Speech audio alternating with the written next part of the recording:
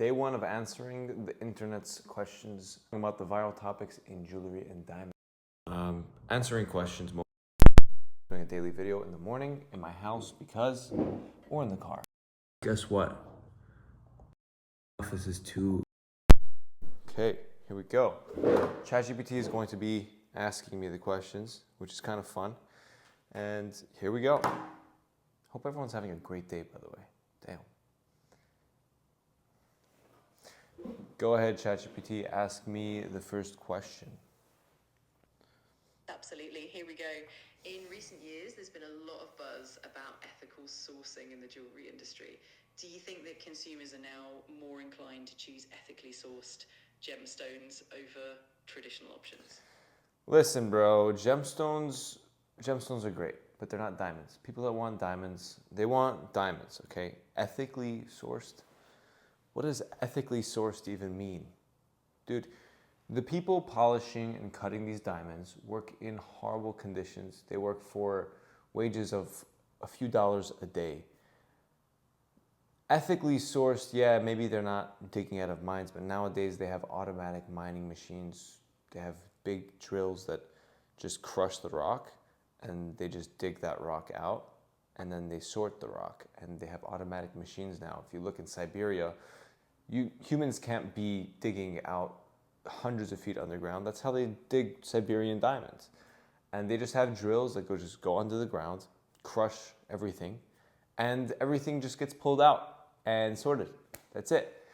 Ethically sourced is no longer a thing that applies to anything because everyone is trying to cut costs everywhere. And as long as human beings are doing work in any industry, if you keep cutting costs, you're going to start paying people as low as possible, bring the work to the cheapest places as possible. So, in conclusion, nothing is ethically sourced unless you do it yourself. Okay? I don't care who you are, what you do, or if you buy it for way more expensive, let's say from Israel, where people have to get paid.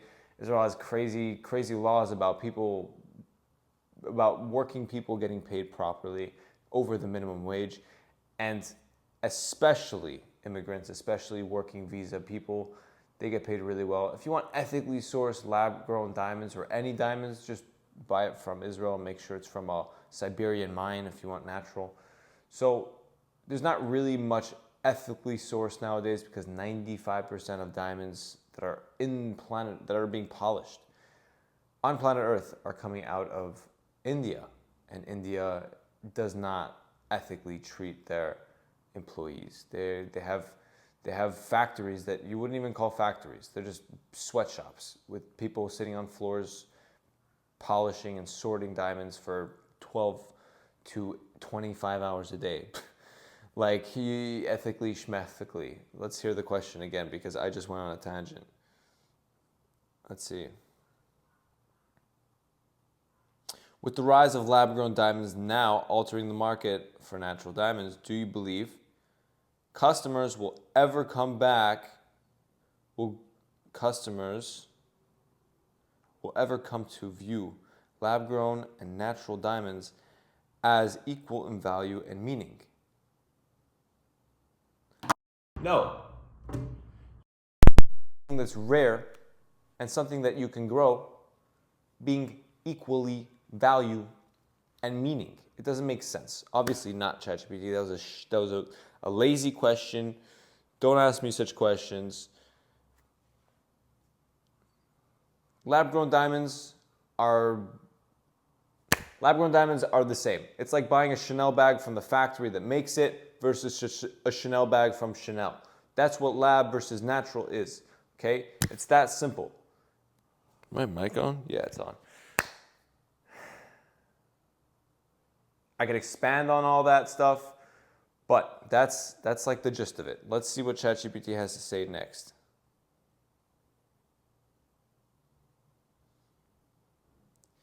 Yo, that was a lazy question, ChatGPT. First of all, ask me this question in simpler English. Number one. Number two, shorter questions. And number three, don't ask me questions like lab and natural diamonds have the same meaning. When will they have the same meaning? Because they won't, because they're different things. So ask me more questions. Go ahead. Next one. Got it. Let's keep it simple and direct. Perfect. Here's the next question. Do you think people care more about where their diamonds come from nowadays, like whether they're ethically sourced? Bro, ask me another one. I just answered this. Sure thing. Here's another one. How do you feel about the trend of custom-made jewelry versus buying ready-made pieces? I think in the world, that's actually a great question. What do I think about custom made jewelry versus ready made pieces? I think in a world where we have tons of artificial everything, especially in jewelry, everything is made en masse nowadays. Having something represent an engagement or a marriage or an anniversary or you know, something important to you, it might be a good idea to make something that represents it at a personal level. At the least, get a custom engraving. You know, I'm a big fan of doing a custom project for your very special occasions. When you have a regular gift, you get something straightforward, something simple made in mass at a factory. But I'm a big fan of the idea of making something unique with your own twist, with your own personalities, with connections to you, things that represent you on your engagement, on your, you know, on your birthday, whatever it is, something that's personal. So that's my opinion. So I don't know, what do you guys think about custom projects? They cost more generally, they take longer. But again, they cost more because they're made in the United States of America. If you're buying it in the United States of America, oftentimes, especially if the wait time is not very long. But if the wait time is very long, odds are it they could be making it overseas. But making it in America also, making it here also is better, in my opinion, because people get paid properly, okay? Everyone makes money when I make a custom piece. Everyone. Like, you can't screw anyone over because making jewelry is a skill that you have to build over a long, long time, okay? The people that have done that here can be doing anything else, but they choose to do that. And the people that can be doing anything else do anything else because it's something that is hard to work. It's a skill that is hard to build, right? So basic economics says there's a low amount of people doing this thing. These people can charge money for what they do, especially people that can set a center stone very well. That takes at least 5 years of setting experience to set at a high level, like center stones, right? To set center stones at a high level, you need to be setting for at least 5 years, in my opinion. To set it perfect, I'm saying. Like, you can set it okay, you can set a center stone okay, but to set it perfect, like perfect, you need at least 5 years. So you pay them well. People that make my work, people that make my jewelry, I don't even negotiate with them anymore. I tell them what I need.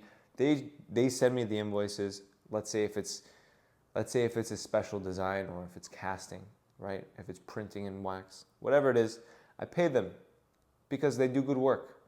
And if they don't do good work, I'll find someone else.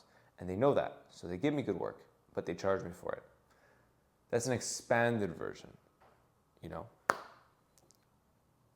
Next question, ChatGPT. Let's go.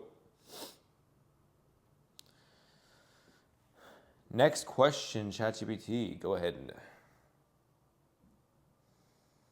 All right, here's another one. With the growing popularity of vintage and antique jewelry, do you think that younger generations are becoming more interested in these pieces compared to modern designs? That's a good question, ChatGPT. That was good. That was good. Something called estate jewelry. Estate jewelry is growing in popularity. And what I can tell is that a lot of the jewelry that's been mainstream for years, for decades, that's been just growing like the new cars. You know how like new cars, they'll make like one model and the next year it'll be the same model but slightly better, slightly better, and slightly better. So jewelry has been growing like that, slightly better and slightly better. But estate jewelry is not that expensive.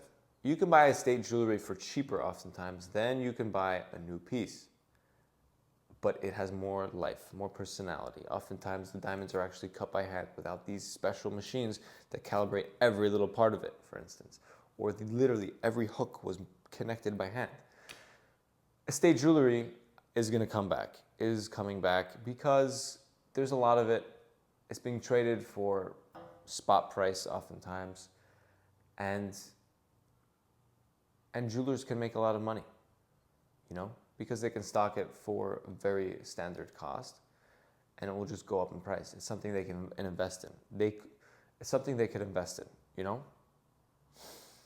Estate jewelry. If you're looking for, I don't want you to buy estate jewelry. I want you to buy my jewelry. I want you to make a custom piece with me. But estate jewelry, sometimes I have some. Estate jewelry is great. It's fantastic. It's the future, I think. The future of jewelry, because there's so much fake going on. There's so much artificialness. People are setting people are setting diamonds with machines now. With the growing popularity of estate jewelry, I think lab-grown diamonds will start having to, the lab-grown diamond market will start having to control the output of goods. Okay. Ooh, you know what's an interesting topic that ChatGPT probably won't ask me? Where is lab-grown diamonds going? I think the Indians, the people that export lab-grown diamonds, they're people that make them. The Indians control it. They should,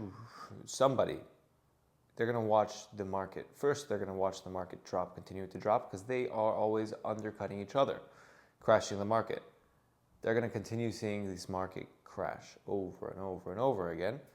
So what they're going to do is these factories are going to start liquidating one after the other after the other. And then you're going to start getting the big companies just monopolize.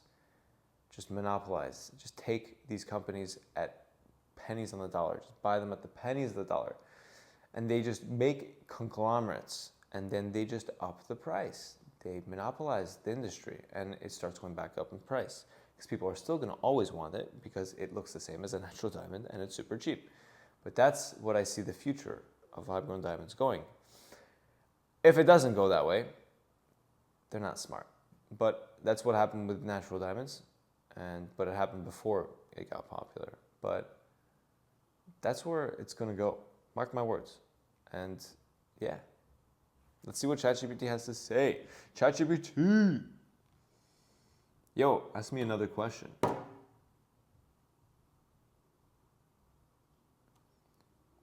Go ahead. Another one. You got it. Here's the next one.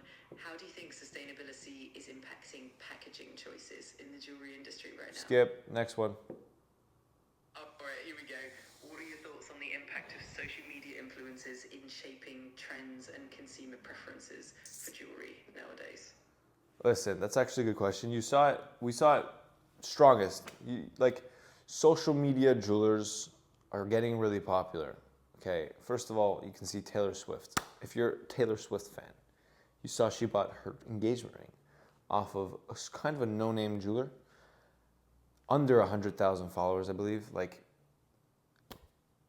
unheard of. People are doing that because they can get something really unique, and they can support a really actual small business. And these people that run these small businesses work very hard and have everything to lose and everything to gain. So when you support them, you're doing way more for them, and also you're getting way stronger of a service, because they have less of this garbage overhead that jewelry stores have. They have less of all these corporate levels. They don't have any of that. They also are cheaper because of that. And then you also see with the rise of Tracks NYC, which is the pioneer of social media jewelry.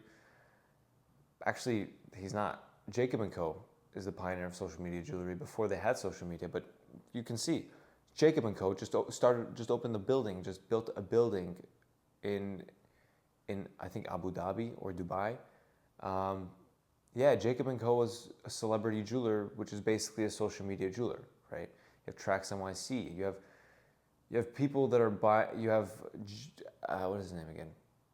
Moses the jeweler. He's buying new fancy cars, doing all crazy cool stuff. It's very popular, this stuff, but especially the jewelers that are making unique pieces that are really catering to people's uniqueness. It's growing. I think that theme of people just moving away from artificial and cookie cutter stuff, it's moving towards jewelers that are doing things different. And Trax is doing things different too, don't get me wrong. But you see that theme over and over of people going away from the artificial and towards the real. and you can see it in general with TikTok as a social media platform. You can see there is no, you don't see AI videos anymore. Like, you barely see it. You just see people talking to cameras like this. Like, that's all you're pretty much seeing on TikTok. Instagram too, like, they stopped getting popular, these AI videos, because anyone and their mother in their basement can go ahead and make them. But that's not why. I think the algorithm just doesn't want it to become the #1 type of content. I don't know, whatever. But it doesn't get pushed anymore. It just doesn't. People are not watching it, I guess. People are watching real, unique, organic content. You know, that's the direction the world's heading in, it looks like. That's all I have for today. Have a fantastic day. This will be on YouTube, obviously, because you're watching it here on YouTube. And stay tuned. I will be doing something like this daily. And like and subscribe. Peace. I hate when people do that. Thank you. I appreciate you.